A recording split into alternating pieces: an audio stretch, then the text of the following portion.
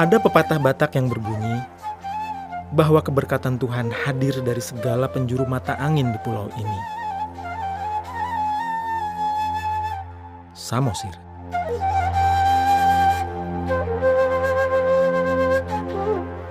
Pepatah ini memang benar adanya.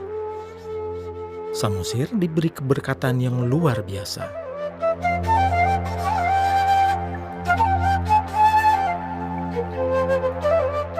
Dengan pesona alam yang sangat indah, tidak kalah dengan landscape pegunungan Alpen atau Canterbury yang sering saya lihat di postcard atau kalender yang terpajang di rumah.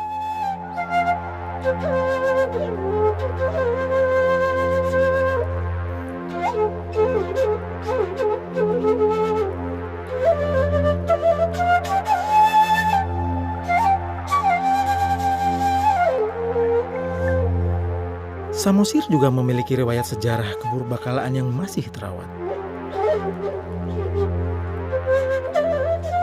Tidak banyak peninggalan megalitik di Indonesia, karena peninggalan megalitik biasanya akan berkorelasi dengan aliran kepercayaan masyarakat setempat.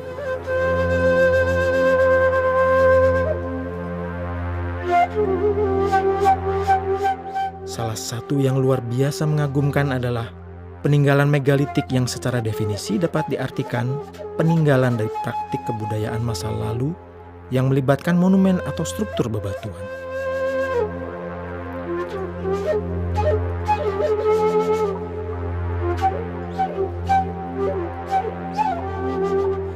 Saya, Adi Surjana, arkeolog, akan menyusuri Samosir dan jejak peninggalan megalitik yang ada di dalamnya.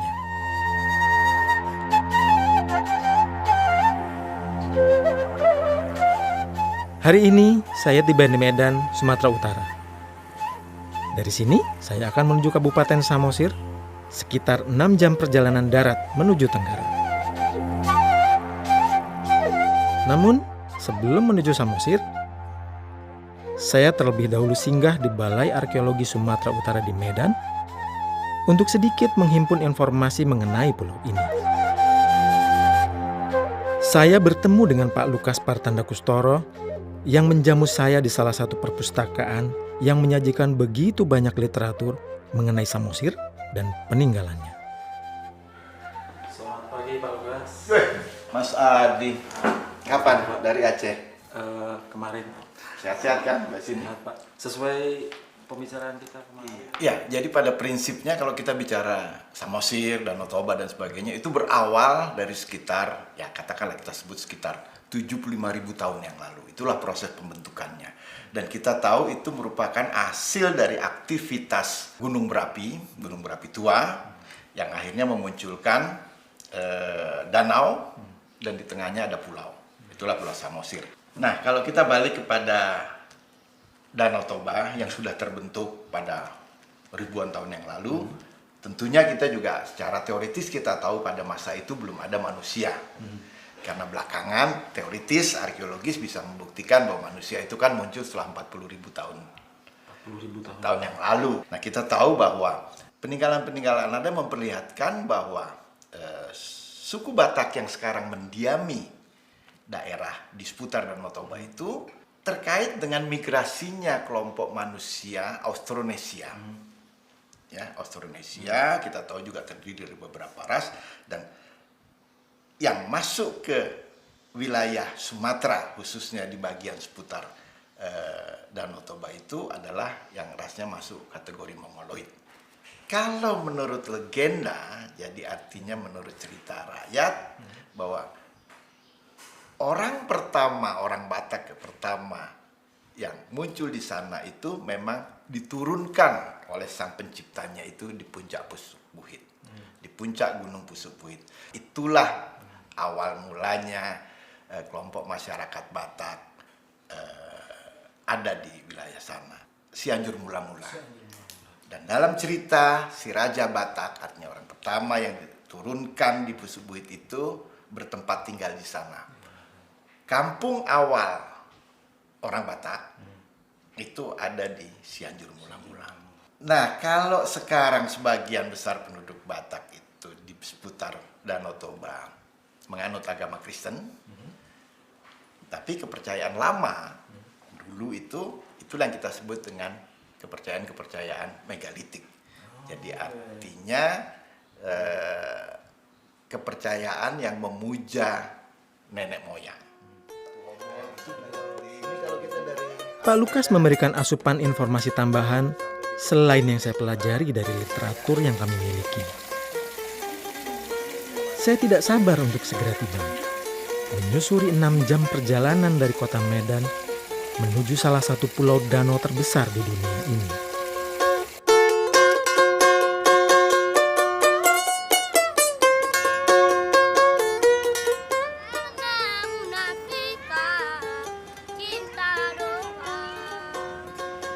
Saya akan melihat sendiri bagaimana peninggalan megalitik di Kabupaten Samosir ini. Mengapa saya menyebut Kabupaten Samosir, bukan Pulau Samosir? Alasannya, karena wilayah administrasi Kabupaten Samosir bukan hanya di Pulau Samosir semata, sebagaimana anggapan sebagian orang, namun juga melebar sedikit hingga wilayah selatan Sumatera Utara. Dan peninggalan megalitik yang akan kita teliti juga demikian.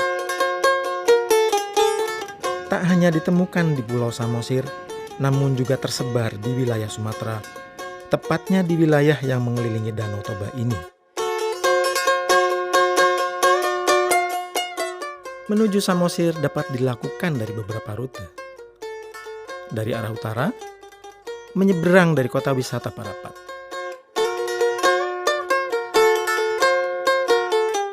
Atau bisa juga memutar dan menyusuri lekukan Gunung Pusuk Buhit di selatan Samosir.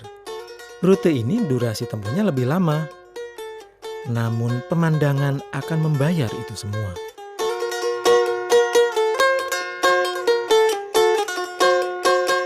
Pulau Samosir ini dulunya menyatu dengan Sumatera di wilayah selatan. Namun, di masa kolonialisme, Belanda membangun kanal untuk memudahkan mobilitas kapal yang beroperasi di danau ini.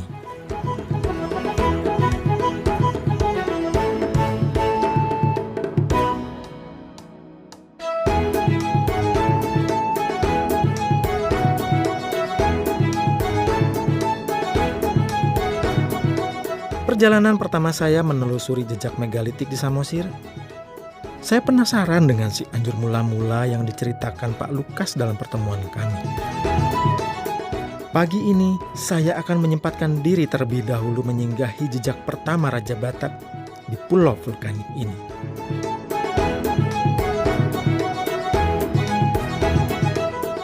Di kawasan ini, tepatnya di Kampung Sigulati, bersemayam Guru Tatia Bulan, salah satu dari 2 anak si Raja Batak yang menjadi nenek moyang seluruh generasi Batak saat ini.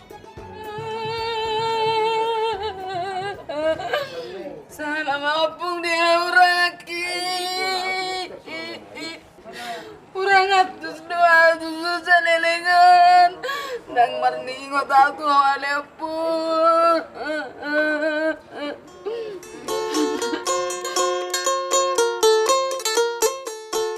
Baguslah lokasi ini ya. Tahu apa gitu. Jadi kita jadi lebih tahu tentang asal muasal orang Batak itu.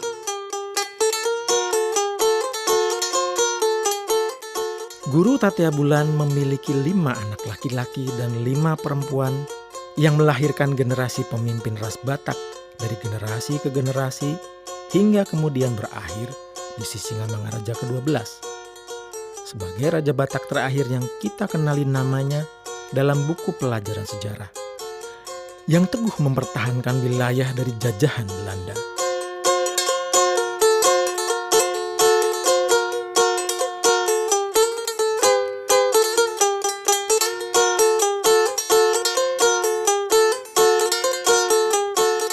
Hari ini saya juga beruntung dapat bertemu dengan Kepala Balai Arkeologi Medan, Pak Ketut Wiradiana, yang kebetulan sedang berada di Kabupaten Samosir.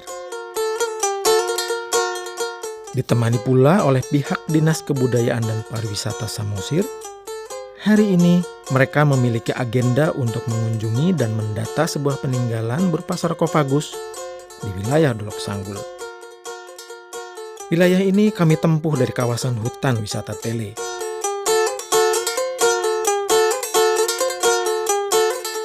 Sarkofagus adalah wadah kubur. Secara garis besar, terdiri dari bagian wadah untuk penyimpanan mayat.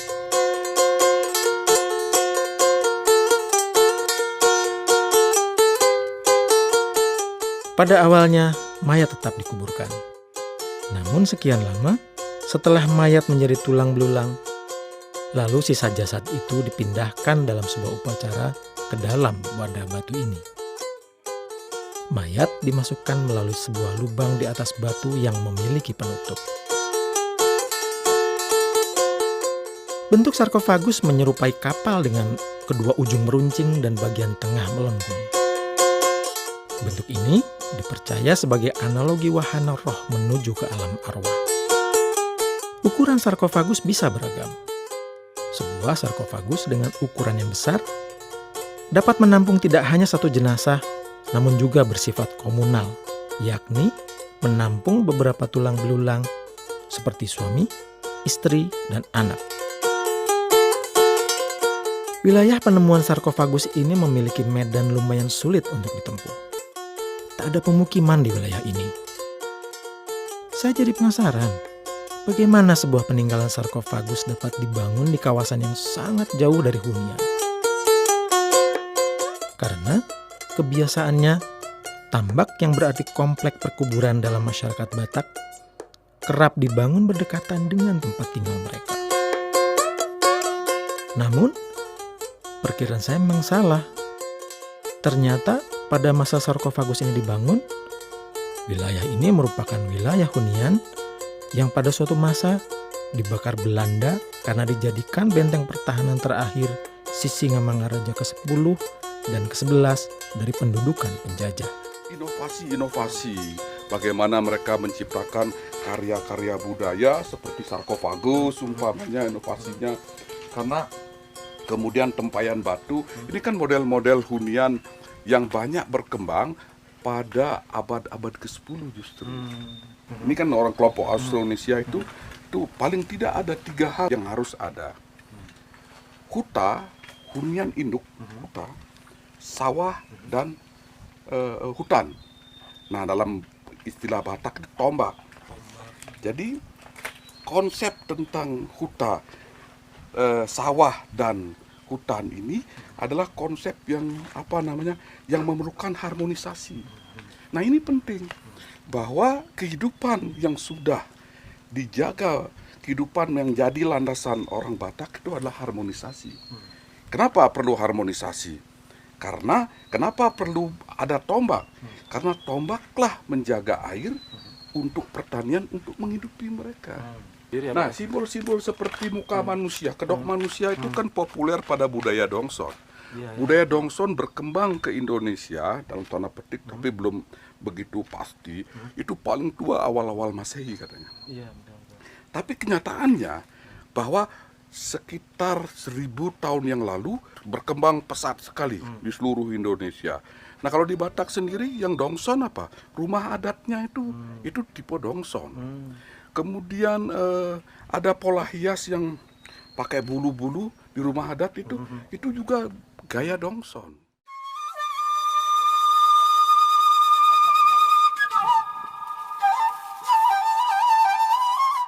Kebudayaan Dongson yang dimaksud Pak Ketut adalah kebudayaan perunggu yang berkembang di Asia Tenggara. Nama kebudayaan ini diambil dari nama tempat penyelidikan pertama, yaitu Vietnam. Selain para keturunan raja, jasad yang berdiam di dalam sarkofagus ini adalah orang-orang terpandang atau pimpinan sebuah komunitas yang dihormati.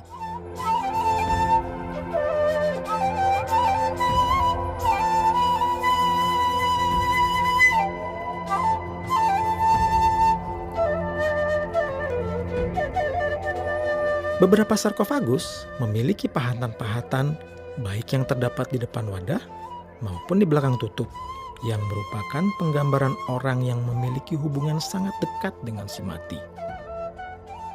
Hal ini dapat kita lihat di beberapa peninggalan sarkofagus lain seperti di wilayah Hariarapohan, Kecamatan Harian.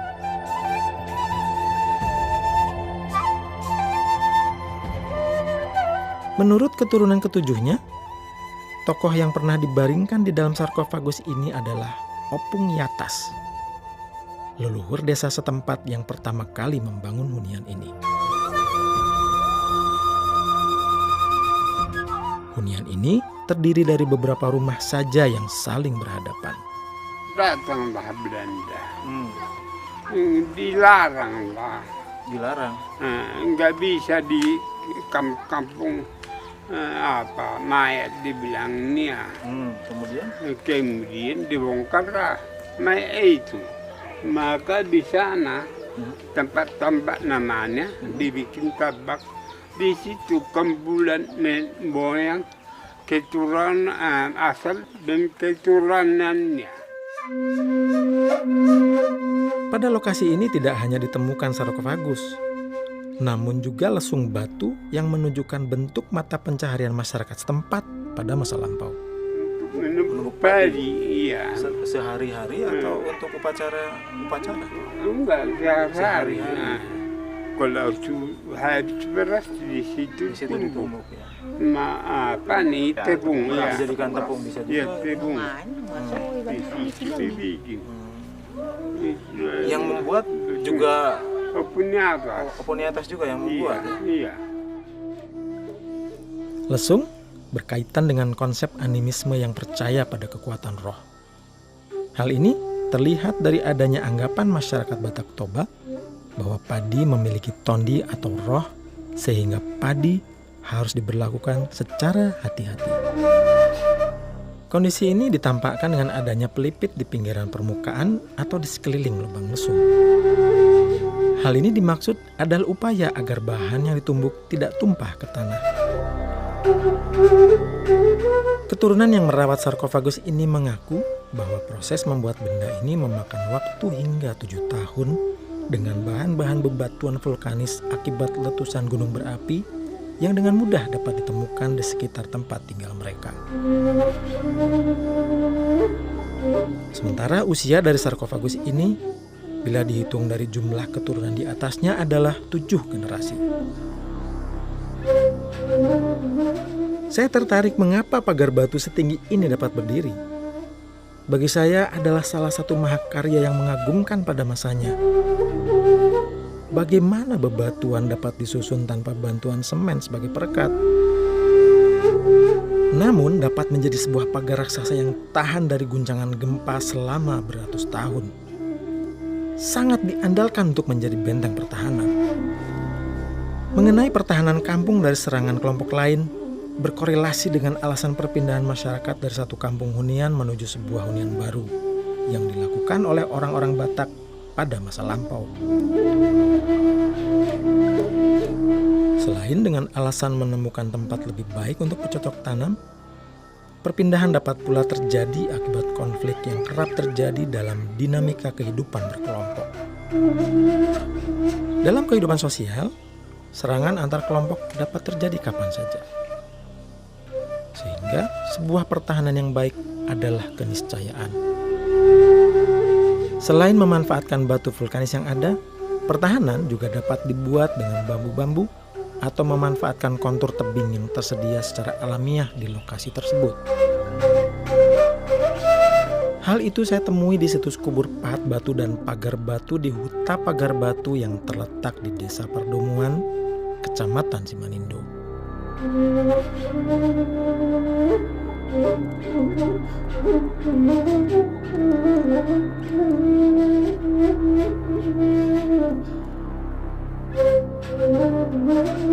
Daerah ini berada di kawasan utara Pulau Samosir dan merupakan salah satu titik sentral tujuan wisata pulau ini.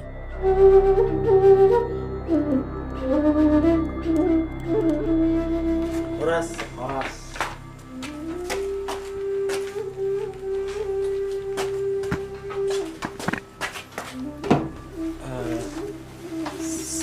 Saya mau tanya Pak, sebelumnya saya dengar kabar bahwa katanya di desa ini ada peninggalan nenek moyang kita yang disebut pagar batu. Pak, apa betul Pak di desa ini? Ya, ada.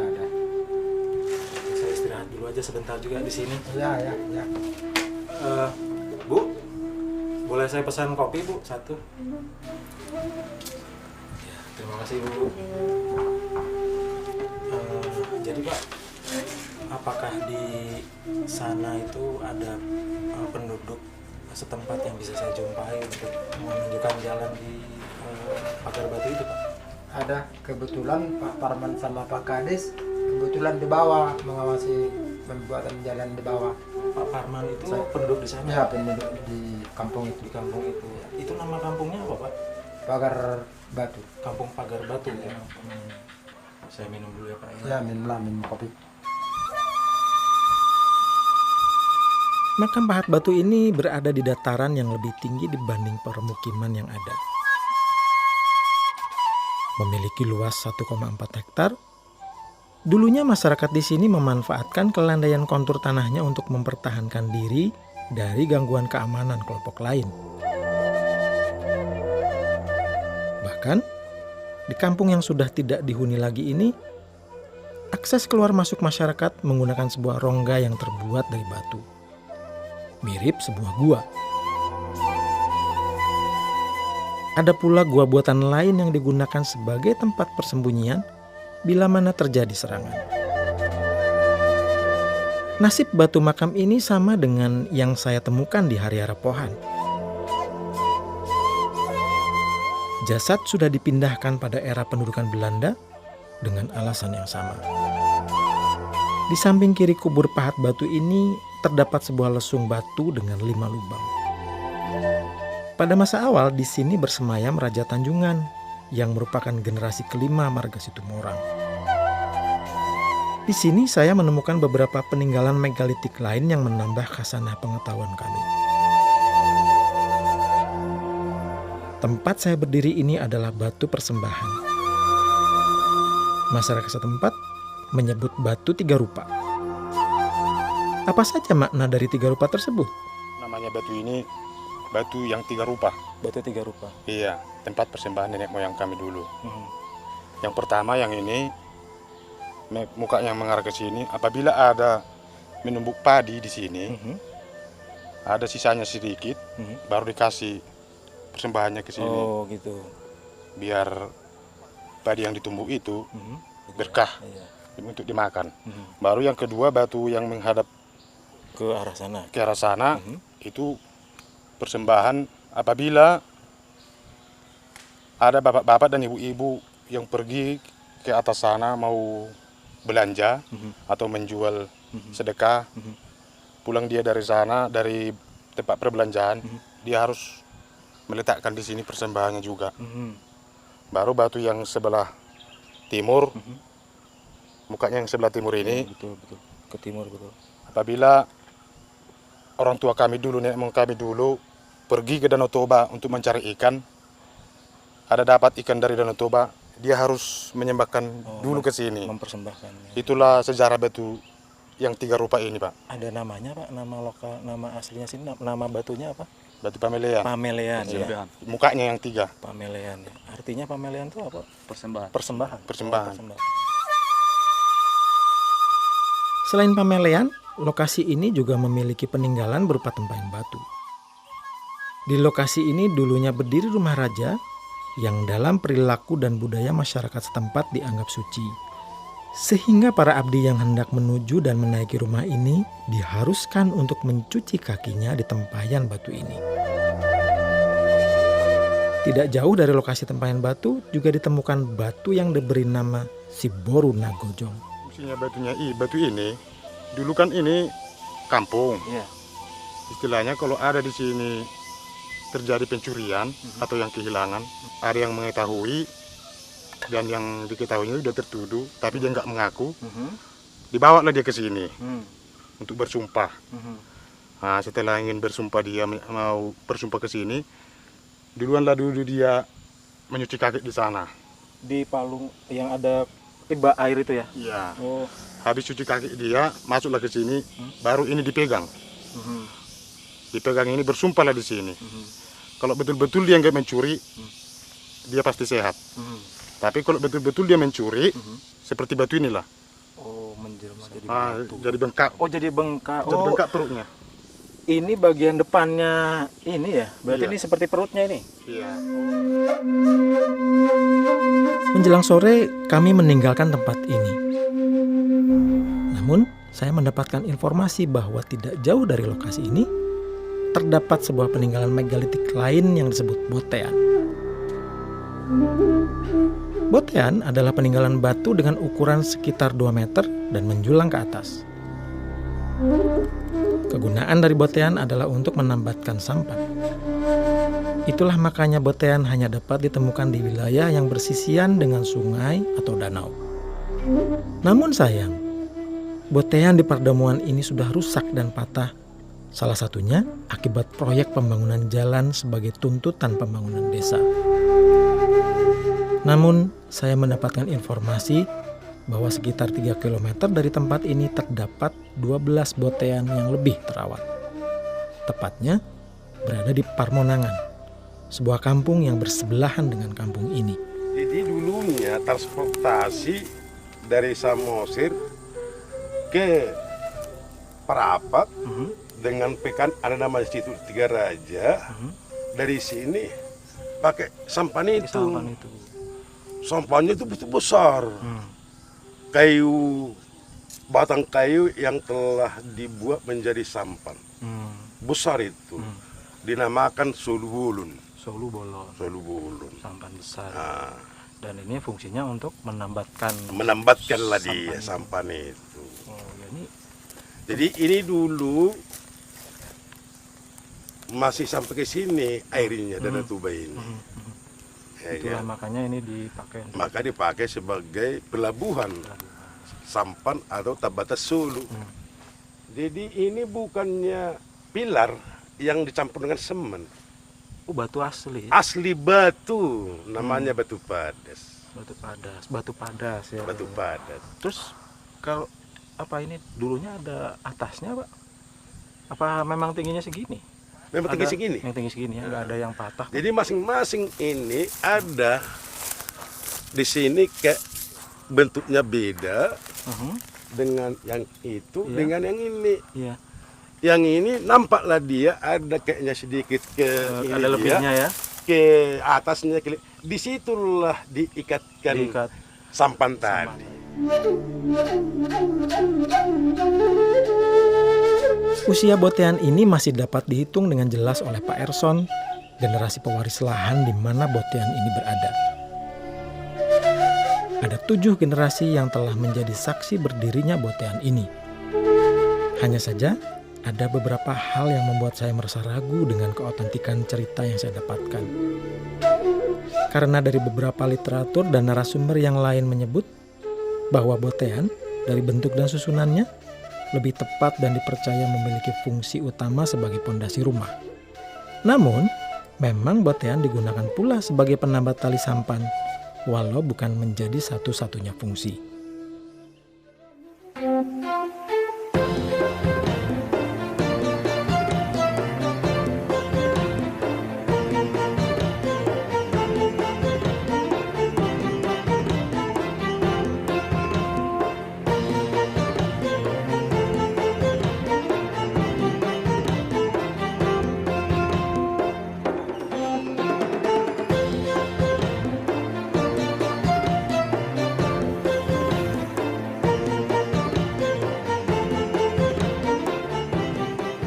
Tomok adalah pusat perdagangan di wilayah utara Samosir. Kapal penyeberangan dari Parapat berlabuh di sini dan para wisatawan disambut dengan beragam hasil kerajinan tangan terampil masyarakat Samosir. Tak jauh dari sini ada sebuah peninggalan sarkofagus Raja Sidabutar pertama dan batu pertemuan. Waras Pak, selamat datang. Bapak dari mana? Saya dari Pacara. Pacara itu sebenarnya itu pembagian jambar. Jambar itu adalah patungan daging hewan yang dikorbankan dalam acara adat budaya, pernikahan, atau kematian, atau acara adat mengambil tulang belulang, apa saja. Dan lokasi upacaranya memang sejak dahulu di sini. Jadi kenapa dia sekarang ini dibuat seperti ini? Nah, acaranya itu bukan di sini, tapi pada tempat-tempat tertentu. Tempat-tempat tertentu. Nah, cuman ini menggambarkan situasi upacara adat itu. Dan yang berjajar di sebelah kanan Itu adalah mencerminkan tokoh-tokoh masyarakat, tokoh kepercayaan, tokoh adat, raja dan ratunya. yang diberi jambar itu Ya, jambar-jambar yang utama.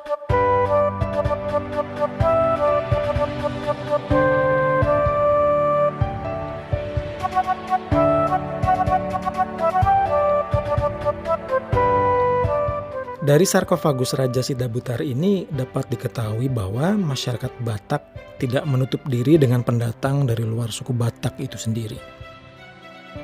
Hal ini dapat dilihat pada satu pahatan di makam Raja Sidabutar pertama, di mana tokoh yang dipahatkan yang biasanya adalah kerabat dekat yang bersangkutan. Namun pada sarkofagus ini terdapat sosok pemuda berpeci, yang dalam penuturan sejarah adalah seorang tokoh muslim dari wilayah Aceh yang menjadi panglima perang sang raja dalam menghadapi musuh.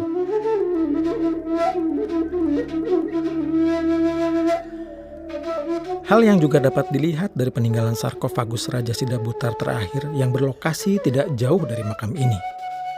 Terdapat 2 ekor gajah yang mengapit makam ini. Pelibatan fauna dalam peninggalan megalitik dapat ditemukan di beberapa situs. Hewan-hewan dapat berupa gajah, ular, singa, cicak, dan lain sebagainya. Posisi cecak dapat dikatakan sebagai kemampuan orang Batak dalam beradaptasi sehingga mereka dapat melekat di mana saja. Sementara, gajah dan singa-singa dianggap sebagai simbol penolak bala.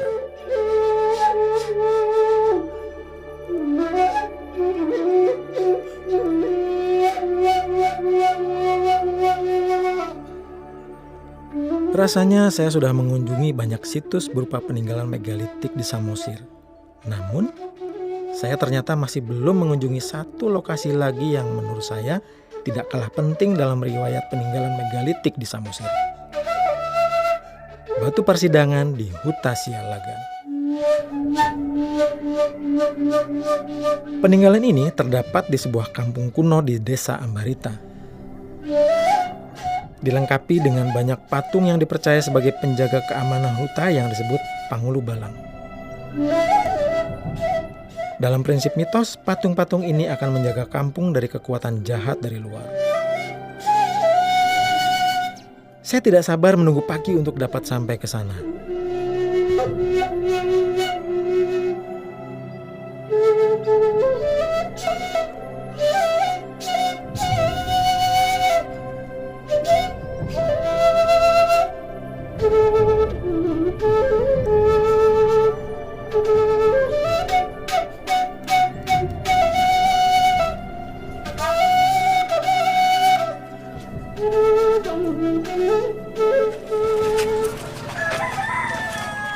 Horas Pak, Horas, selamat datang. Nama saya Adi, Pak. Ya, saya Simatupang. Ya, saya ingin mengetahui lebih banyak tentang Pak. Huta Sialagan ini. Baik. Mungkin Bapak bisa membantu saya. Bisa Pak. menginformasi. Oke, mari kita jalan sambil ngobrol.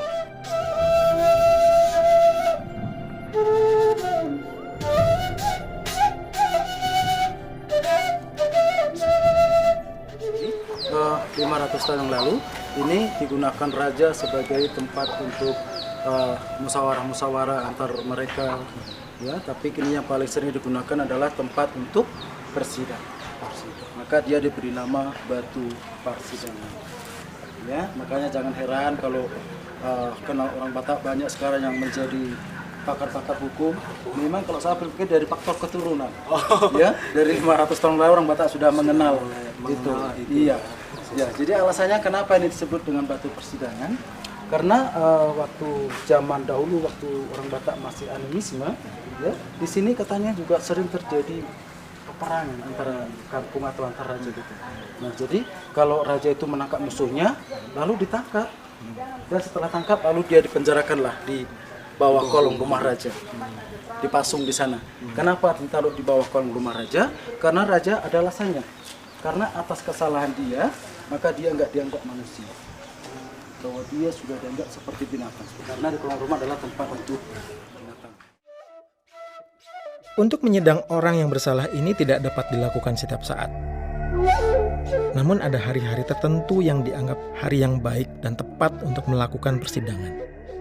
Penentuan waktu tersebut ditentukan oleh seorang datu atau dukun. Simbol dari dukun tersebut dapat dilihat di bawah pohon hariara yang tumbuh menaungi batu persidangan ini. Ada 3 kesalahan yang mendapatkan hukuman terberat, yakni pemancungan. Kesalahan tersebut adalah bila yang tertangkap merupakan panglima dari kelompok musuh atau seseorang dari kubu sendiri namun melakukan pengkhianatan. Dan terakhir adalah pelanggaran yang mengusik privasi raja, yakni bila mengganggu istri Raja Sialagan. Hukuman ringan lainnya seperti pencurian hanya mendapatkan hukuman kurungan atau ganti rugi. Tempat eksekusi dilakukan di sebuah lokasi khusus di tempat yang lain, namun masih berada dalam kompleks hutan ini. Orang yang bersalah dan akan dikenakan hukuman pancung terlebih dahulu akan dijamu makan, kemudian akan dibawa ke tempat pemancungan. Barulah dia diangkat, dibawalah di sini. Ini di sini ini namanya adalah batu penyiksa. Ya. Dengan posisi dia dibaringkan di sini. Kepala di sini. Melentang gini ya, contoh ya, semacam ini. Semacam gitu. ini ya. Ya. Kenapa ditaruh di sini? Dan juga Datu juga mengatakan bahwa sebelum dipancung maka orang ini juga harus diperiksa dulu badannya. Mana tahu dia punya ilmu-ilmu kebal tadi. Lalu bagaimana Datu memeriksanya? Lalu diambillah pisau yang sangat tajam, lalu diiris-irislah ini badannya. Ya, diiris-iris. Kalau dia itu tidak terluka, itu tandanya bahwa dia masih punya ilmu tadi. Berarti dia belum bisa untuk dipancung. Ya, lalu dukun akan berusaha untuk mengeluarkan ilmu ini dengan cara diambillah tongkat ini. Tongkat raja ini, ya. Lalu diletakkan di atas badan. Ya, lalu dukun akan berkeliling di sini dengan membaca mantra-mantranya itu sebanyak 7 kali. Dia baca mantra-mantranya. Oke, setelah itu diambil tongkatnya, lalu dipukulkan ke badannya. Dipukulkan. Nah, setelah itu barulah dicoba lagi. Dia iris lagi dan ternyata berhasil. Dia sudah luka. Namun walaupun dia luka belum tentu ilmunya habis. Belum tentu. Jadi untuk memastikan kalau ilmunya habis, lalu dukun mengambil ute ya. Ute itu kalau sekarang asam. Asam ya. Dia dipotong, lalu diperaskanlah ke badan yang luka tadi. Ya, barulah dia bersuara, menjerit kesakitan. Itu pertanda bahwa ilmunya benar-benar enggak dalam. Nah, setelah itu baru dia diangkat, terakhir kalinya dibawalah di sini. Di sini adalah tempat untuk pemancungan. Di sini ya. Ya, dengan posisinya seperti ini. Ini ya, dengan tangan di belakangnya. Oke. Tangannya karena terikat ya. Diikat. Terikat. Iya. Kemudian maaf di bawahnya ini telah disediakan kalau dulu namanya sapa. Sapa itu adalah sebuah mangkuk besar, tapi terbuat dari kayu. Itu disebut sapa namanya. Ya. Nah, itu situ adalah untuk menampung darah tadi. Darahnya. Nah, lalu datanglah seorang ulu balangnya. Dia akan membawa golok yang sangat tajam. Lalu dia akan kalau orang Batak namanya martonggo dulu atau berdoa terlebih dahulu supaya mereka bisa memotong dia. Karena waktu memancungnya itu sekali pancung harus putus. Ya, lalu dia siap-siap begini, ya. Lalu tanpa aba-aba langsung dia pancung. Baik Pak, terima kasih banyak atas penjelasan Bapak. Terima kasih juga. Sangat menarik sekali. Peninggalan-peninggalan megalitik ini sungguh mahal harganya. Dari peninggalan yang ada di depan mata ini, kita seakan dapat menyelam ke masa lalu, mengamati perilaku dan pola budaya yang berkembang pada masa lampau, masa ratusan atau ribuan tahun yang lalu. Dan pengalaman ke masa lalu adalah sebuah ekspedisi yang sangat mahal harganya. Secara fisik perjalanan ini memang melelahkan. Namun seketika terbayar ketika permadani hijau ini menyegarkan mata kita. Biru dan bening heningnya permukaan danau begitu memukau.